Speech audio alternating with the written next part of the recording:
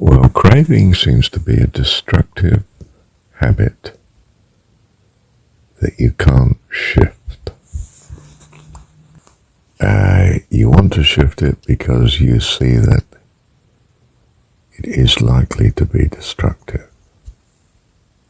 You know, it might be ruining your health or ruining your happiness or keeping you in a life of poverty.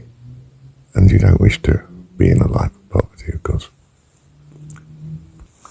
Well, if you're confronted with such a problem, then you need a procedure that will allow you to escape it. There are practical things like take up an occupation that swamps it, fall madly in love. That will swamp it sometimes. Perhaps long enough for you to break the habit. And once the habit's broken, and the inclination is broken, perhaps it won't return, even if you no longer stay in love. Perhaps one solution is enlightenment, an overwhelming conviction that somehow shifts the inclination, the habit. It could be an overwhelming gratitude, say, to God, or to someone. And this is enough to change the grip that the addiction had on you. And perhaps it won't return. It might be a practice, it might simply be regular daily exercise. Changes the way the body acts and reacts, and you find the addiction vanishes. It might be, I'm thinking of, for instance, a breathing technique, that you change the breathing. This again changes both the physical situation the body is in and experiences, and perhaps changes the mind, brings such a peace to the mind that you're on top of the craving, it no longer dominates you.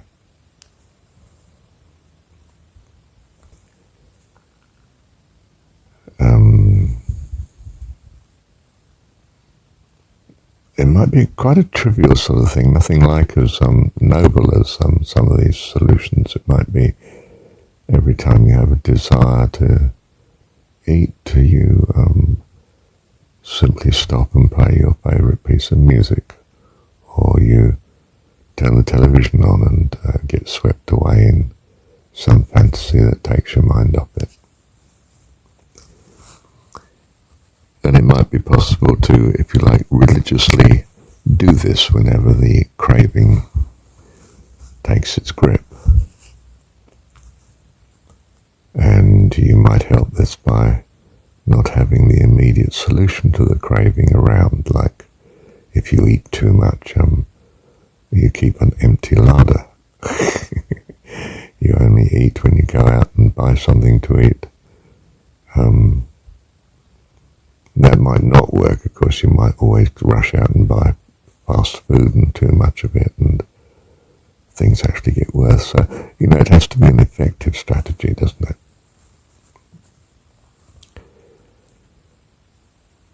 A major spiritual one is, as I see it, conviction that God exists and is your Heavenly Father. A choice of this rather than a conviction that you choose to believe this. The review of such might start to chip away at a craving so that you get on top of it. You may, in the Buddhist way, meditate on everything that's bad about the craving and this give you such a distaste for it that you're driven from the craving. You visualize only too well the devastating outcome that it might have on your health and well-being. If we step back from the word craving to addiction, well, it seems that we are all addicted to certain practices and things we do that on reflection are harmful. And that maybe we can get on top of these things simply by regularly reflecting on how harmful the particular habit or inclination is. I'm sure some spiritual people have a solution whereby they automatically link to prayer whenever the habit presses upon them. So they pray that God take the habit away. An unusual one came across was Merlin Carruthers' Prison to Praise that basically said if you have an evil thing, a difficulty, thank God for it.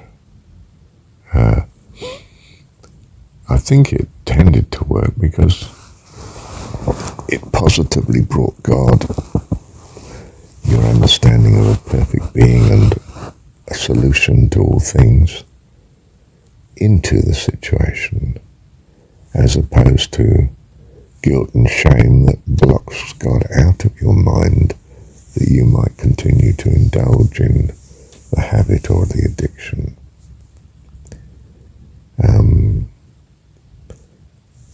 It certainly had some miraculous results from the enormous number of letters and so on that poured into Merlin's office, documenting the quite miraculous consequences of doing such, of simply thanking God most earnestly for the difficulty, whatever it was.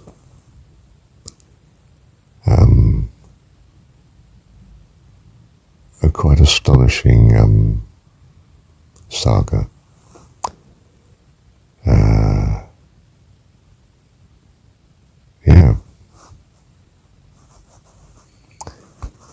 Maybe that the regular religious solution to some extent works anyway. Namely, you take it to God, you pray about it, you get the help and support of those fairly like-minded, godly people around you to give you all the encouragement and support and to help you in releasing you from what you see to be as a bad habit or an addiction.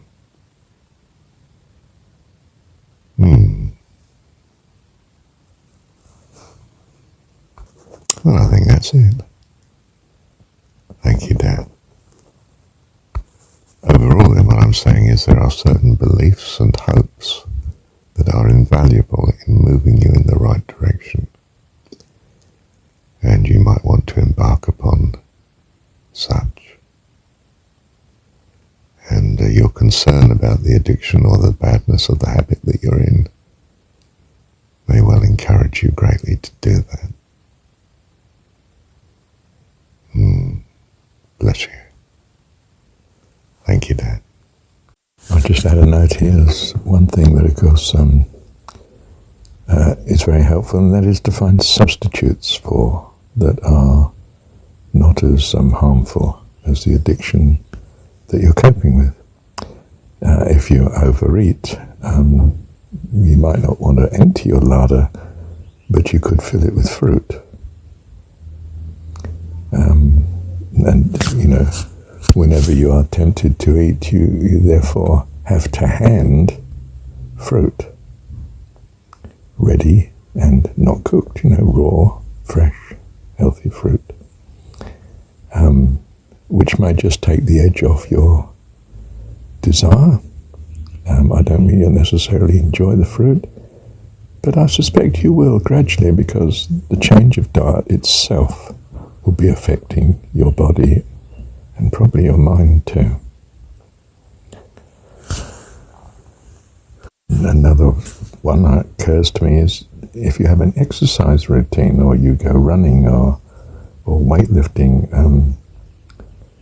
and whatever your addiction is it possible to do that first? That may just take the edge off enough. It's a case of leaning heavily against the addiction.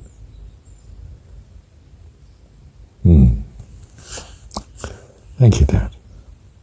You might be addicted to gossip, and you're in conversation with someone, and it occurs to you, I don't want to gossip. Okay, say good things about. You're about to say something bad about. Think of something that's good to say. Whether you say it or not, but possibly say it as well. In other words, you revolutionize the conversation. You're revolutionizing what your mind preoccupies itself with. It is what your mind preoccupies itself with. That's everything. Yeah. Worth knowing, isn't it? Give it good company, good environments, good occupation, good thoughts. And your conversation be accordingly. Bless you. Thank you, Dad.